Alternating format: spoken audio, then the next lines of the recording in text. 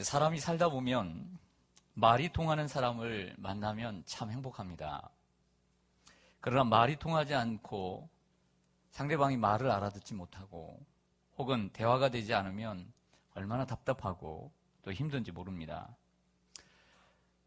부부간에도 그렇습니다. 하루 종일 함께 살아가는 가장 가까운 부부도 대화가 통하는 부부는 일단 50% 먹고 지나갑니다. 일단 50% 이상 행복합니다. 대화가 통한다는 것은 이미 행복하다는 증거입니다. 부모와 자녀 간에도 세대 차이가 있습니다. 자녀의 대화가 통하면 혹은 또 부모와의 대화가 통하면 일단 행복합니다. 하지만 대화가 통하지 않는 부모와 자식 간에는 행복을 이루기가 참 힘이 듭니다. 친구와 동료 간에도 마찬가지입니다. 중학교 동창, 초등학교 동창, 고등학교 동창, 사회 친구라고 얘기하지만 때로는 친구일 때가 많습니다. 그냥 친구뿐일 때니까 많은 거죠. 이름만 친구입니다. 그러나 사실 진정한 친구는 대화가 통하는 친구를 친구라고 말하는 것이죠. 우리가 사람을 만나는 것을 꺼려하고, 모두가 그런 건 아니지만 사람을 만나는 것을 꺼려하고 사람에게 말 붙이는 것을 조심스레하는 이유는 대화가 통하지 않을까 봐 염려해서입니다.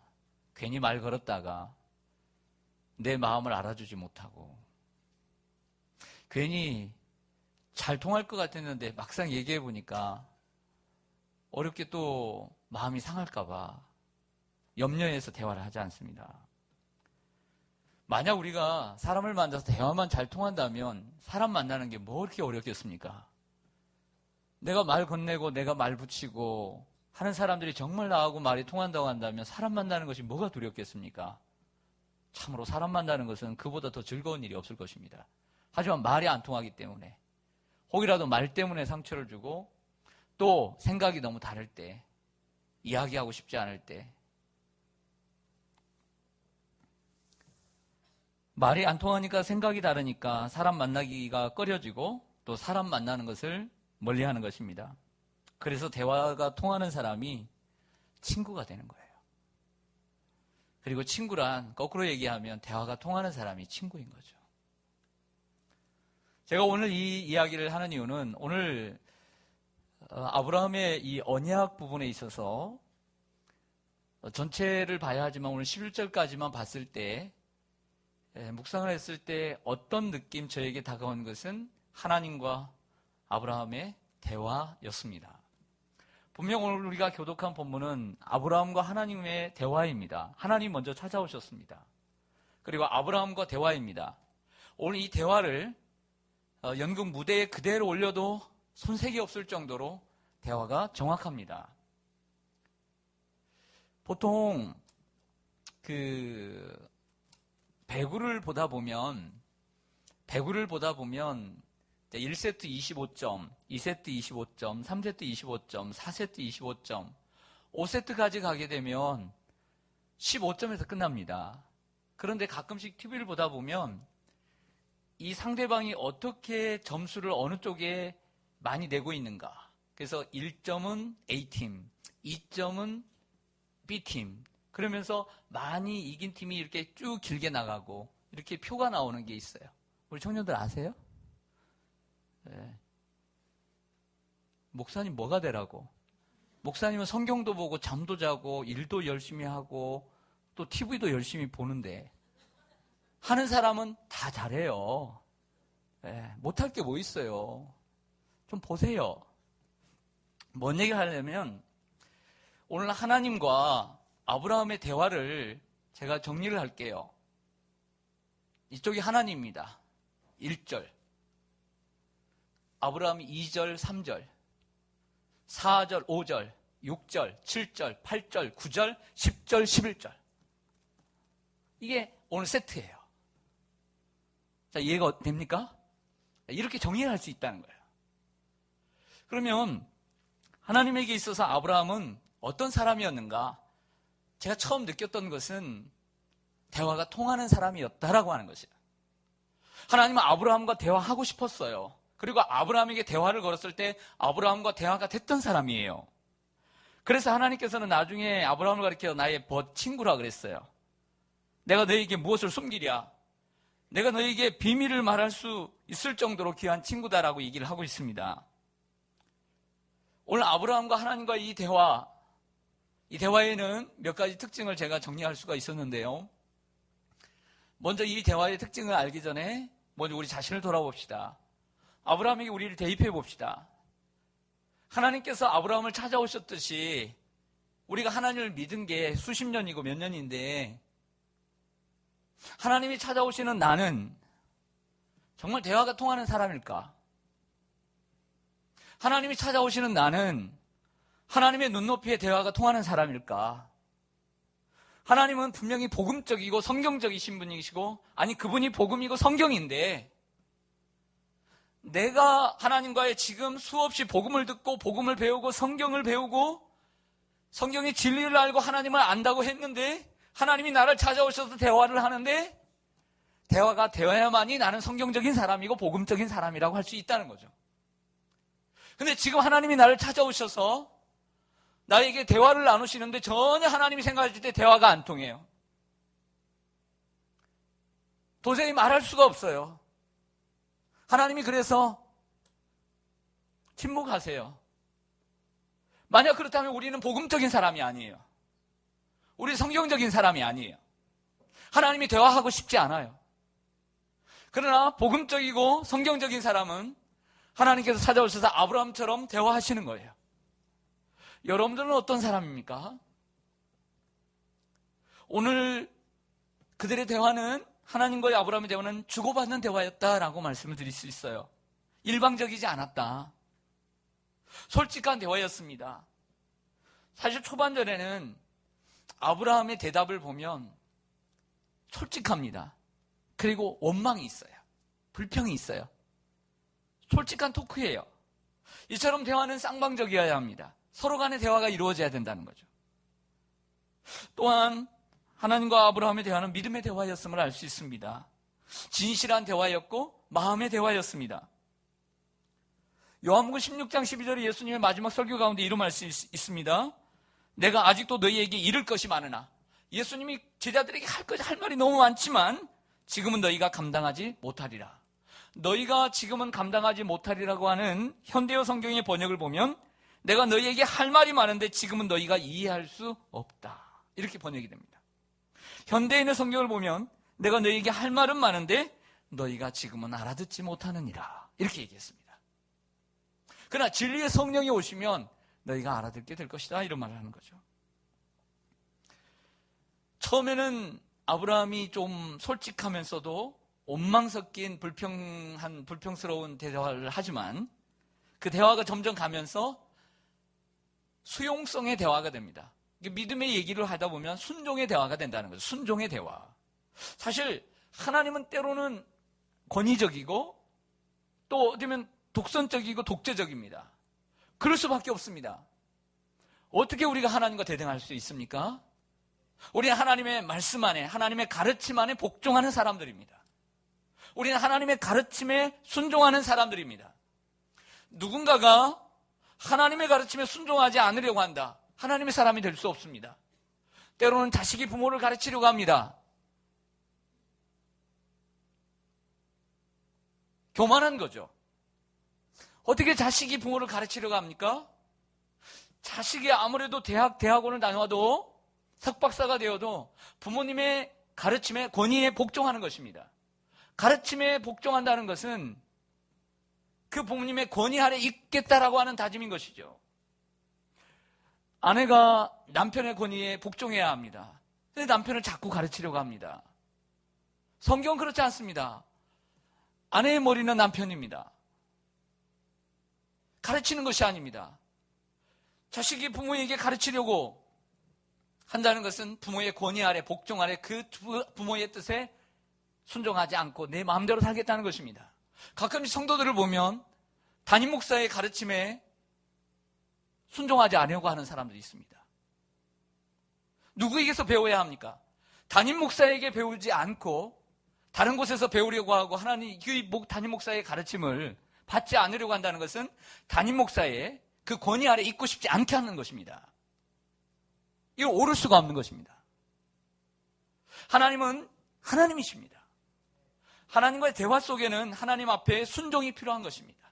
수용성이 필요한 것이죠. 얘기를 하다가도 100% 자녀들에게, 친구에게 얘기한다고 해도 100% 다 수용해 달라는 건 아닙니다. 우리는 하나님이 아니니까.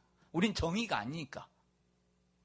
하지만 적어도 대화를 하려면 상대방이 어느 정도 내 말에 대해서 수용할 때 대화가 되고 수용해 줄 때 계속 대화하고 싶은 거예요. 하나님과 아브라함은 하나님이 수용할 필요가 없습니다. 하나님의 말씀에 오늘 아브라함이 순종을 합니다. 이게 성도와 하나님과의 대화의 기본입니다. 우리가 하나님과의 대화가 소통하는 대화가 되기 위해서는 하나님의 말씀에 순종할 필요가 있는 것입니다. 오늘 1절을 좀 보실까요? 1절 보시면 이후에 여호와의 말씀이 환상 중에 아브라함에게 임하여 이르시되 아브라함아 두려워하지 말라. 나는 내 방패요 너의 지극히 큰 상급이니라. 아멘. 절 보겠습니다. 하나님께서 오늘 처음 환상 중에 나타나셨습니다. 그리고 아브라함에게 하신 첫 번째 말씀은 아브라함아 두려워하지 말라. 나는 너의 방패요 큰 상급이니라. 이 말씀이었어요. 줄여서 얘기하면 두려워하지 말라. 이거예요. 두려워하지 말라. 다시 하겠습니다. 두려워하지 말라. 자, 이 말을 묵상하다 보면 어떤 말씀이 생각나냐면, 어떤 이해가 되냐면, 하나님은 아브라함의 현재의 마음의 상태를 잊고 있었다. 알고 계셨다. 여러분, 하나님 우리의 마음을 알고 계십니다. 하나님 우리의 마음을 너무나 잘 알고 계십니다. 두려워하는지, 평안한지, 슬픈지, 기쁜지, 괴로운지, 아픈지, 우울한지, 열등의식에 쌓여 있는지, 분노와 시기와 미움과 질투 속에 있는지, 사랑과 그리고 풍성한 은혜 속에 있는지 알고 계십니다. 분명히 하나님은 이전에 말씀하고 있지는 않지만 아브라함이 뭔가 오늘 연합군의 승리 가운데, 연합군 속에 롯을 구해내는 이러한 전쟁 이후에 아브라함의 마음을 읽고 있었다는 거죠. 아브라함이 전쟁에 승리를 거뒀지만 318명을 데리고 롯을 구해냈지만 그의 마음속에 여전히 두려움이 남아있었다는 것을 알고 있었던 것입니다. 시편 139편 1절 4절 말씀을 우리는 기억해야 합니다. 시편 139편입니다. 여호와여 주께서 나를 살펴보셨으므로 나를 아시나이다. 주께서 나의 앉고 일어섬을 아시고 멀리서도 나의 생각을 밝히 아시오며 나의 모든 길과 내가 눕는 것을 살펴보셨으므로 나의 모든 행위를 익히 아시오니 여호와여 내 혀의 말을 알지 못하시는 것이 하나도 없으시니이다. 하나님 우리를 너무나 잘 알고 계시는 분인 줄 믿습니다. 앉고 일어섬도 아시고 어떤 생각과 어떤 마음을 가지고 있는지 하나님만 알고 계신다. 그래서 오늘 하나님은 두려워하는 아브라함의 마음을 아시고 찾아오신 거예요. 하나님은 참 어려울 때 많이 찾아오십니다. 롯이 떠나서 외로울 때 하나님은 찾아오셨습니다. 오늘 두려움에 휩싸였을 때 하나님은 찾아오시는 거죠. 오늘 여러분들 외로움 가운데 있습니까? 주님 분명히 찾아오실 것입니다. 오늘 두려움 가운데 계십니까? 하나님이 오늘 말씀을 통해 여러분들 찾아오실 것입니다. 오늘 그분을 만나느냐 안 만나느냐 여러분의 결단의 선택에 달려있는 것이죠. 인간이 갖는 두려움은 여러 가지 이유들이 많이 있습니다. 질병에 대한 두려움도 여러 가지고 있지만 몇 가지 두려움을 다 살펴볼 수는 없지만 크게 세 가지를 말씀드리겠습니다. 인간에게 찾아오는 두려움의 이유는 첫째는 죄 때문입니다. 창세기 3장을 보면 에덴 동산에 하나님께서 아담과 하와를 주셨습니다. 모든 것을 주셨습니다. 그런데 하나를 먹지 못하겠습니다. 선악과입니다. 근데 마귀가 뱀으로 찾아와서 뱀의 모습으로 와서 유혹을 합니다. 하나님이 주신 것에 대해서는 감사하지 못하고 그 한 가지에 대해서 이게 순종인데 대해서 불평하게 합니다. 이게 마귀 짓입니다. 많이 준 것에 대해서는 감사하지 못하게 하고 그 한 가지 못한 것에 대해서 하지 못하게 하는 것에 대해서 불평하게 하는 것. 이게 마귀 짓이에요. 이걸 알아야 합니다. 마귀도 말씀으로 옵니다. 거짓말을 합니다. 거짓 교사들로 거짓말로 합니다. 그래서 부끄러웠습니다. 선악과를 따먹고 하나님이 찾아오십니다. 아담아 내가 어디 있느냐? 그랬더니 이렇게 얘기합니다. 우리가 벗었으므로 두려워하여 숨었나이다. 성경에 나오는 첫 번째 두려움이 여기에 나옵니다. 인간의 두려움은 무엇으로부터 오느냐? 죄로부터 오는 것입니다. 죄가 무엇입니까? 헬라어로 하마르티아입니다. 관역에서 빗나갔다는 거죠. 하나님의 의도와 하나님의 목적과 하나님의 뜻에서 빗나간 것입니다. 다른 말로 얘기하면 하나님의 뜻대로 살지 않고 내 맘대로 내 뜻대로 사는 삶이 죄인 것입니다. 가인도 동생 아벨을 죽이고 창세기 4장이면 두려움에 떨었습니다. 그래서 하나님 앞에 간구하죠. 하나님 어떻게 하죠? 내가 살인자인데 다른 사람들이 날 죽이면 어떻게 하죠? 그러자 하나님께서 그에게 은혜를 베푸죠. 내가 너를 보호하리라. 살인을 하면 죄를 지었기 때문에 두렵습니다. 남에게 오늘 잘못을 했습니다. 도둑질을 했습니다. 혹이라도 CCTV가 날 보지 않았을까? 혹이라도 다른 사람이 오늘 죄를 지으면 다리를 못 벗고 자는 거죠. 두려움이 오는 것입니다. 두려움이 오는 것입니다. 또한 두 번째로는 인간의 두려움은 적들이 있기에 두려워하는 것 같습니다. 사실 오늘 아브라함이 두려워한 이유 가운데 두 가지 가운데 하나가 그것 때문입니다. 오늘 1절 초반절 보시죠. 처음에 시작하는 연결 단어가 있습니다. 연결 접속사 이후에입니다. 때를 가리키는 이후에. 따라가겠습니다. 이후에. 우리가 특세 때문에 좀 시간이 지났지만 14장은 롯이 포함되어 있는 소돔과 고모라, 이 스보임, 이곳이 다른 연합군, 이 다른 연합군과 전쟁을 해서 빼앗겼잖아요. 그래서 318명을 데리고 가서 롯을 구원한 이야기 아닙니까? 대승을 거두죠.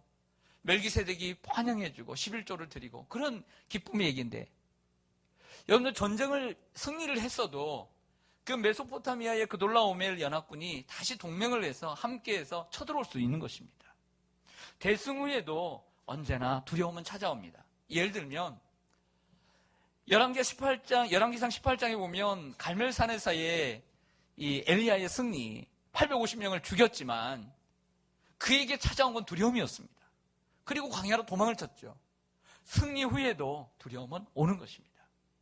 이후에라고 했습니다. 오늘 혹시라도 연합군이 다시 나를 원수를 갚으려고 쫓아오면 어떻게 되나, 그런 두려움이 있었던 거죠. 적들이 나보다 강하다고 생각되면 두려운 것입니다. 괴롭히는 사람들이 있을 때 얼마나 두렵습니까? 애들이 학교를 가려고 하는데 학교에 나쁜 놈들이, 나쁜 또 여원들이 만약에 우리 자녀들을 막 괴롭힌다고 생각해 보세요. 그러면 학교 가는 게 얼마나 괴롭겠어요? 두렵겠어요? 얼마나 두렵겠어요? 자기의 힘으로 감당할 수 없어서 엄마는 학교 가라고 하는데 엄마한테 얘기하면 엄마가 걱정할 것 같고 혼자 이겨내려니 감당이 안 되고 얼마나 두렵겠어요? 적들 때문에 두려운 거예요. 우리를 괴롭히는 사람, 내 힘으로 감당하지 못하는 사람들을 만날 때 두려울 수 있다. 이게 인간이 갖는 두려움이다라고 하는 것이죠. 또 여러 가지가 있지만 오늘 아브라함에게 포커스를 맞출 때 이런 두려움이 있습니다. 내가 바라는 소망이 이루어지지 않을 때의 두려움입니다. 예를 들어 어떤 직업은 한 달치 목표액이 있습니다. 그런데 월말이 다가오는데 어떤 사람은 그 목표액을 다 채우니까 평안한 거예요. 그런데 어떤 사람은 채우지 못하니까 두려운 거예요. 어떤 학생이 내가 원하는 대학이 있는데 너무나 이상이 높아요. 내가 저길 가려면 정말 부모님이나 친척들에게 너무 못 팔릴 것 같아요. 그리고 내가 원하는 대학에 정말 경쟁이 너무 치열하다 보니까 안 되면 어떻게 하지? 라고 하는 수험생의 두려움이 있을 수 있어요. 혹은 내가 바라는 국가고시 열심히 준비를 했어요. 수년 동안 준비했는데 올해 또 떨어질까 봐.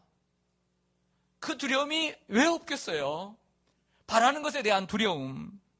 그게 이루어지지 않았을 때. 아브라함이 두려워한 이유는 연합군이 다시 쳐들어오는 것에 대한 두려움만 있는 것이 아니라 오늘 또 하나의 두려움이 있었음을 오늘 본문을 통해서 알 수 있습니다. 2절을 보시죠. 2절을 보시면 아브라함이 이르되 주 여호와여 무엇을 내게 주시려 하나이까? 나는 무엇이 없사오니 자식이 없사오니 나의 상속자는 이 다메섹 사람 엘리에셀이니이다 라고 얘기를 합니다. 저를 보시죠. 오늘 이 본문 2절의 말씀은 1절과 어울리질 않아요. 1절과 어울리질 않아요. 동문서답이에요. 내가 누군지 알지? 나는 너희 두려워하지 말라. 나는 반석이고 너의 큰 상급이다. 그러니까 자식 얘기 안 했거든요. 근데 아브라함은 뜬금없이 누구 얘기하면 아들 얘기를 하는 거예요. 나는 아들이 없습니다. 왜 뜬금없이 아들 얘기를 하는 거죠? 제발 저리기 때문이죠. 왜? 10년 전에, 10년 이전에 약속하신 그 아들이 나에게는 없다는 거예요. 그래서 내 집에 이 수종들은 종을, 엘리에셀을 나의 양자로 삼겠습니다 라고 아브라함은 스스로 결정한 거예요. 하나님이 약속하신 아들이 없다는 거죠. 하나님께서 그러면 이전에 이 아브라함에게 어떤 약속을 하십니다. 한번 성경을 보시죠. 창세기 12장 2절입니다. 창세기 12장 2절 같이 읽습니다. 시작. 내가 너로 큰 민족을 이루고 내게 복을 주어 내 이름을 장대하게 하리니 너는 복이 될지라. 아멘. 내가 너로 큰 무엇을 이루고? 민족이면 누가 있어야 돼요? 아들이 있어야 되죠. 13장 15절입니다. 13장 15절. 15절 16절 시작. 보이는 땅을 내가 너와 내 자손에게 주리니 영원히 이르리라. 내가 내 자손이 땅에 티끌 같게 하리니 사람이 땅에 티끌을 능히 셀 수 있을진데 내 자손도 세리라. 아들이 없었던 당시에 하나님이 주신 약속입니다. 12장에서도 주셨고 13장에도 주셨습니다. 분명히 13장에서는 분명하게 주셨습니다. 근데 10년이 넘도록 아들이 없는 거예요. 재발절인 거죠.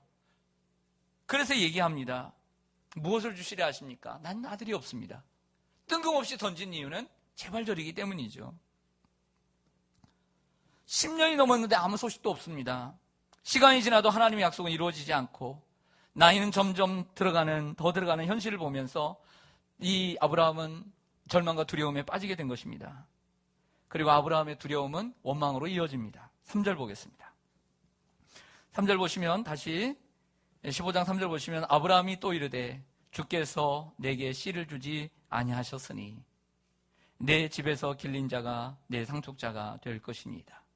주께서 내게 씨를 주지 않았다. 바꿔 얘기하면 이런 겁니다. 하나님 10년 전에 하신 약속 안 지켰잖아요.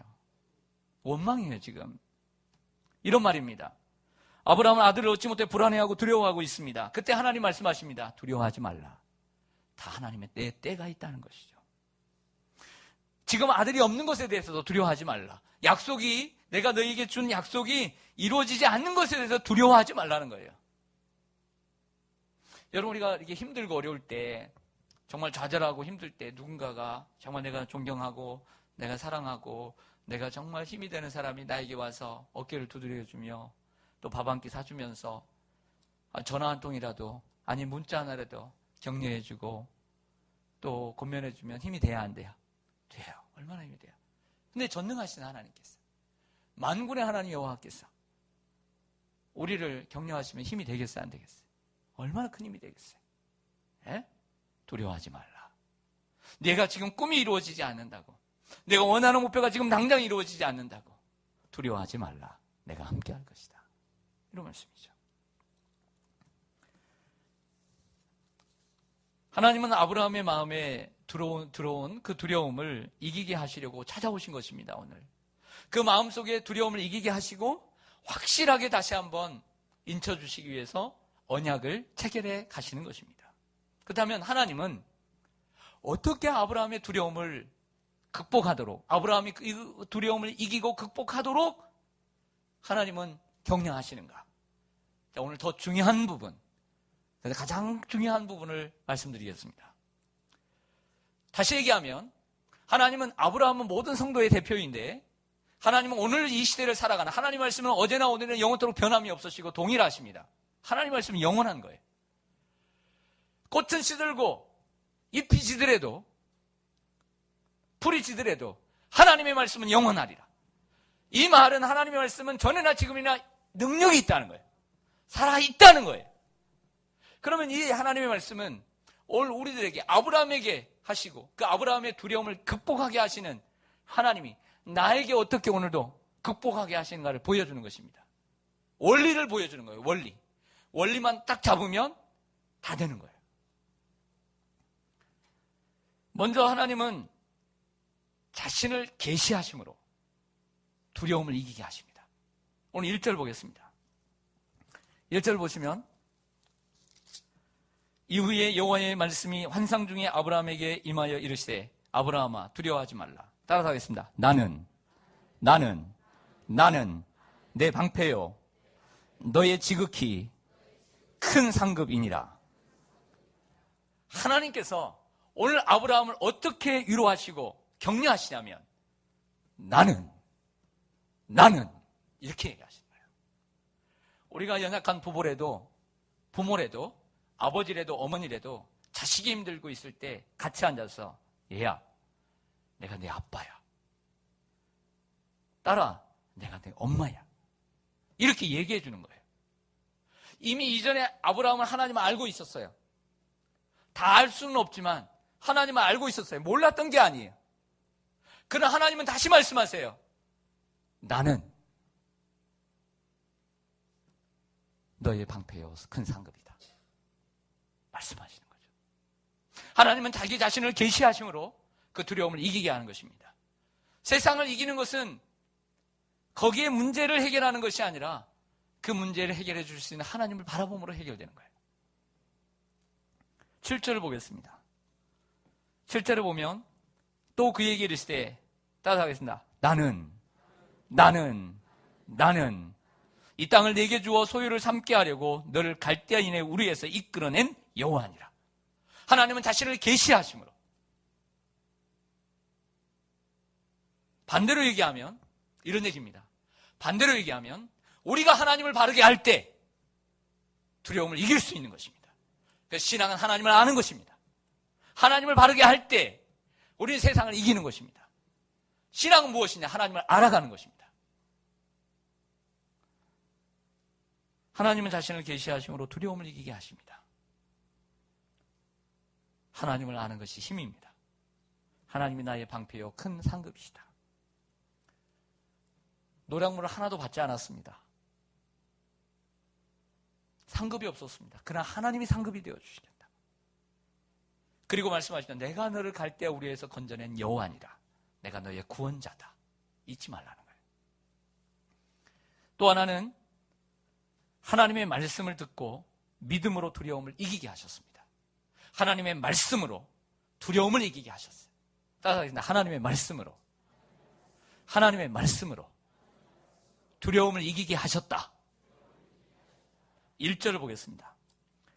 1절 말씀 보면 이후에 여호와의 말씀이 환상 중에 아브라함에게 임하였어요. 아브라함아 두려워하지 말라. 뭐가 임했어요? 여호와의 말씀이 임했어요. 4절 5절 보겠습니다. 4절 5절 보시면 여호와의 무엇이? 말씀이 그에게 임하여 이르시되 그 삶이 내 4절 보시면 여호와의 말씀이 그에게 임하여 이르시되 그 사람이 내 상속자가 아니라 내 몸에서 날 자가 내 상속자가 되리라 하시고 그를 이끌고 밖으로 나가 이르시되 저 하늘을 봐라 저 무뼈를 셀 수 있나 보라 또 그에게 이르시되 내 자손이 이와 같으리라. 이게 하나님 말씀이에요.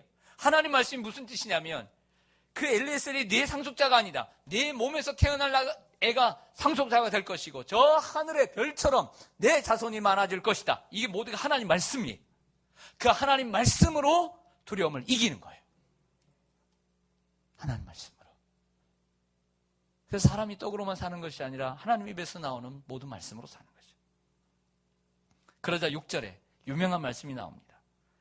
하박국이 인용을 하고 그리고 사도 바울이 인용했던 아브라함이 여호와를 믿으니 여호와께서 이를 그의 의로 여기시고, 이신칭의의 복음이 여기서 나오기도 하는데요. 저를 보겠습니다. 말씀을 읽겠습니다. 아브라함이 환상 중에 나타나신 하나님, 그 하나님은 계시하셨고 그 하나님을 다시 만남으로써 알고 있었지만 다시 하나님을 재인식함으로 두려움을 이기게 하시고 더 나아가 하나님이 주시는 그 말씀으로